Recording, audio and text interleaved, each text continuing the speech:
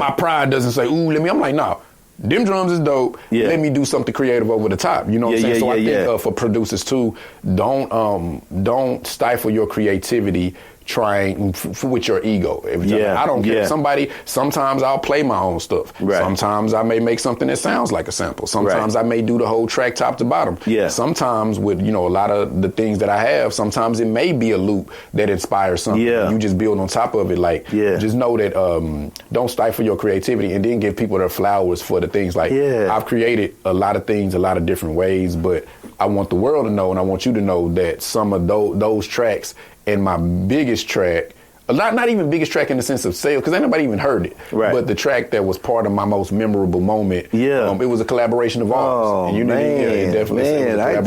Man, thank you, bro. You're welcome, bro. I had no idea. Yeah, you didn't. I used to think about it. It was, Wow. We even indirectly, we make some dope music. You know what I'm saying? I love the way you do your man, thing. thank you for that. You got it, bro. Man, It's all love. Man, I want to go. I want to remember keep this thought too, man. With the whole "Welcome to America," let's talk about S1 because that was a collaborative effort too, right? Uh-huh. What's your relationship with S? That's my big bro forever. Yeah.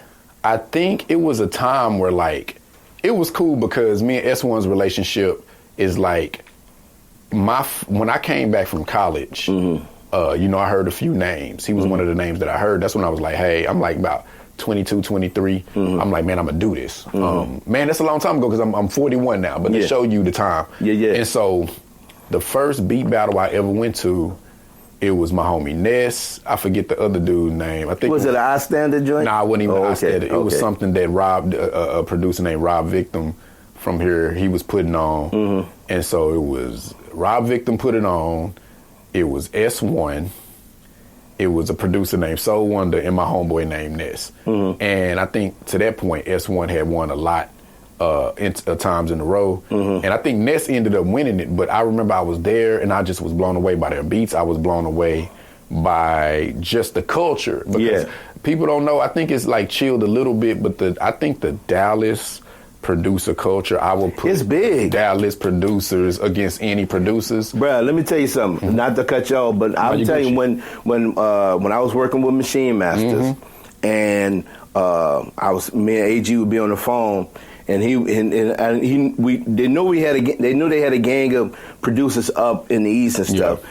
I said, always tell AG, I said, bruh, the demographic of producers is down south, i.e. Dallas. Dallas. I said, bruh, that's where the producer hub's at. And I think maybe that's how y'all probably kind of connected one way. Connected because I said, bruh, the producer community in Dallas is huge, bro. Yeah. You know what I'm saying? And just to think, when I think about it, when you said that, man, it is a huge producer community here. It's crazy. And so they started there. And so I was just like, man, I kind of aspired to do certain things. And then, a guy named Picnic was on the scene at that point too. It was just a cool scene. And so I would follow him. And that's when I remember Von, then he had, Von was 12, 11. Oh, yeah, he was killing it too. Yeah, he was killing it then too. So it's S would do something, he'd win a beat battle or something, the next year I would win it. So I was kind of in essence, following in his footsteps. Yeah. And then he'd do something, I'd do something. And it was just kind of you following that path. Yeah. Then he got work with an artist named Kanye West and made a beat called Power. Yeah. It was quiet for a minute, then all of a sudden it was oh. Right. It was oh, that's crazy. I was I can't jump up there and do that. So I was just it was cool to see. And so, after he was doing this thing, he got settled and I was the first producer to be signed to his imprint. Yeah. And that was cool because I'm telling my biggest perk and strength as a producer, more than anything, I wouldn't even, people like my drums, I wouldn't say it's my drums, people like the way I flip samples or the creative thing. At the end of the day, I think it's just ideas. Yeah. And just having an idea or a theme. I don't think I just make beats so much as I make vibes. And I try to take people to places. So I had a lot of dope ideas and we would collab on stuff, but he would show me how to maximize those ideas with your drums and getting them out in certain things. So we would collab on a lot of things and there's, versions that I was seeing, and then it was versions that he did his thing on. And I think a lot of my style now is learning from some of those things that he did, So it was a cool experience. It was like idea boot camp. Yeah. Because I just really hunkered down, and all of my ideas, even if it was stuff that was potentially, going to go on my album that I thought was going to change. I'm just going to send it to S. I was just sending stuff to S. And so we worked on a lot of cool, dope music, man. Like most of it was remote, because he was busy doing his thing. I was, doing my thing, sending the stuff. But so that's how we built it. And he really exposed my sound and things, and got my taught me a lot about the business too. Yeah, him and Teresa, a lot of producers. Shout out to Teresa. Yeah. I think a lot of producers have awful experiences, and I've had some, but due to the lawyer Matt and the way that they came up with certain things, I expect to get paid. Yeah, I know how to get paid. Right. I know how much I'm supposed to get paid. Right, I know about publishing, et cetera. I know about these things because. They would set it up.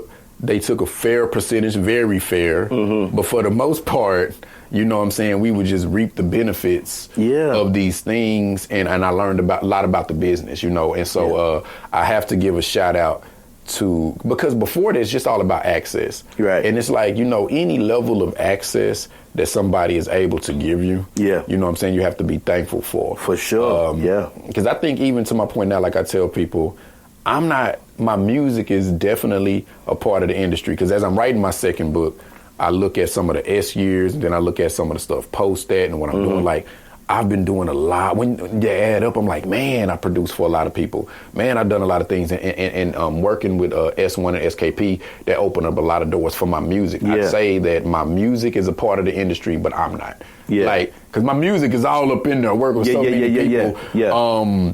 Man, and it's just more it's a separation though, and that's cool with me. What I mean? I think my music, the way it is, will always find its way. Even if I've met some of the artists I've worked with, some of them I haven't. But my music, even if I'm not present, through just I think the strength of it is going to find its way somewhere, and want to make an impact. Wow. So that all started, say with SKP and S1. Opening up that door to the industry, know what I'm saying, that I didn't have access to. Yeah, man, S1 is a good dude too, man. He's a good dude. I had him and Vaughn on the podcast. That's dope. A long time ago, man. And I first learned about S1, man. He used to put out these beat tapes. Yeah. He used to put out these beat tapes. He was with the group Strange Fruit. He was with Strange Fruit. And then he used to put out these beat tapes, man. And I first got to meet him. Our standard was doing a producer joint at the studio. What's the name of the studio? The music studio. The studio. It's like a school. Oh, Media Tech. Media Tech. Yeah. They was doing a joint, and what happened? I met him, but I said I'm gonna surprise him, because he was one of the speakers or whatever that was at the event. And I was outside. I had Machine Masters had a booth out there, and I'm just I'm doing my thing, posting up for Machine Masters.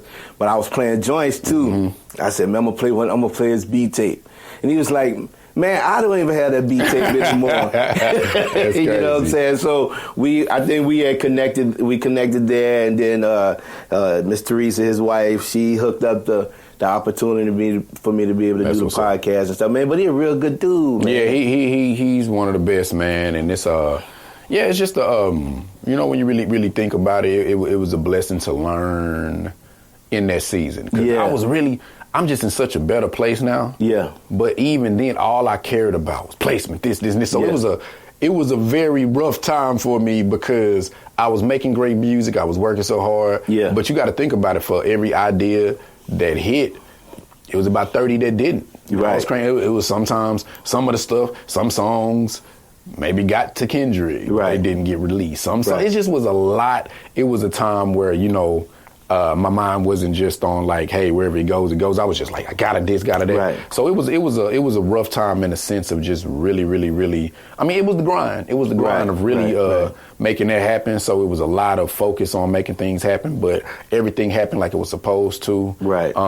Every joint that we landed was monumental. Like even the Blood Diamonds joint that we landed with The Game, that was a last minute half court shot. They wasn't even thinking about putting it on the album until they heard it. Yeah. And I think every song, like, and it set the tone for how my sound is. Yeah. Because I'm telling you, like, I do at one point, I want a Billboard #1 mindless hit. Right. I do. Like, I ain't trying, I just want something crazy. I don't care if it's right. I just because I want one of those. Right. But naturally, my music really, like, brings out the thought-provoking side of any artist that is hit. Yeah. Like, because even with Game, he made a song called Blood Diamonds, talk about the diamond conflict. We heard our song, like, with Royce when it came to Tabernacle. You know what I'm saying?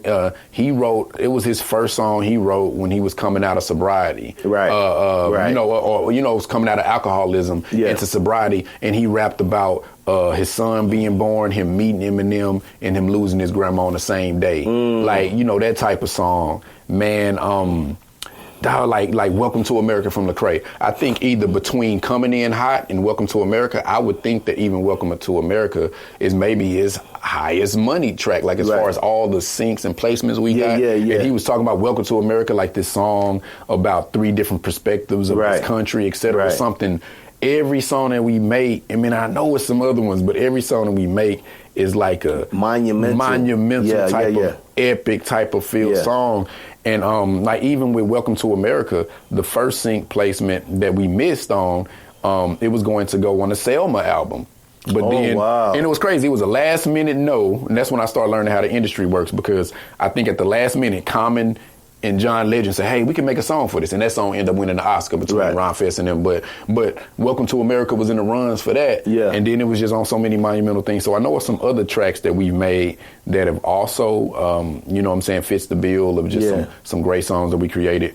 But I think from that point on, the songs that I make really are thought-provoking, and they're a part of great projects with messages. Like even just me for you know, for the Yes joint, like that track, that foundation was laid. But then, you know, when I came in and I think took the A project to an A+, like it was cool to not have, you know what I'm saying, to be a part of that. But I mean, it's a part of Mike's 3-time Grammy winning project, and it's getting synced and stuff. So I like the music that I make and how it affects the artist, whether I meet them or not. Some of them I got to meet, some of them I haven't. But I like the kind of music that I make and the feeling that I create or I'm a part of in the studio, it translates to the artist. But with that being said, I do, and it don't even have to be mindless. I'm just saying I do want just, you know, to have it on my belt too. I do want one of those, you know what I'm saying, big hits that kind of can, you know what I'm saying, be fun and stuff as well. But I'm not chasing that. But I'm saying, like, if I can add that to what I'm already doing, that would be cool. Right. Yeah. I mean, you know, that's, for the lack of better words, something on your bucket list. Yeah, for sure. Man, I want you to speak to the thought of just the whole chasing, the placements and stuff, because I know you said that when you first started out, that was always the objective, man. I got to get on this and get on this. And the reason I want you to speak to it is, man, because, you know, they still have, they have a, you know, that's a producer dream. Yeah. You know what I'm saying? Especially when you come out, man, I got to get this, I got to get this. Can you speak to the pros and cons to that? You know what I'm saying? More cons than you think. I even say, and I don't want to be one of those people, but now since I'm going to be one of those people since I'm getting into you know, book promo mode. Yeah. I talk about this extensively in my book. Yeah. But seriously, like, it's 3 steps to a track, to me, really mattering and really having an effect. It's, did you get paid up front for it? Did you get credited for it? That means, does the artist who you're working with in the placement appreciate you? And is your publishing and stuff and is your business in order for you to get paid after it? Yeah. So if 3 things don't meet that criteria, then the placement isn't a home run, no matter who it's with. Yeah. And it took me a minute, but I'm more like, at this point, I just want to create great art, and chasing placements is putting your career in somebody else's hands. Yes. And so you have to find things that are for you. Like, seriously, once I get certain things, like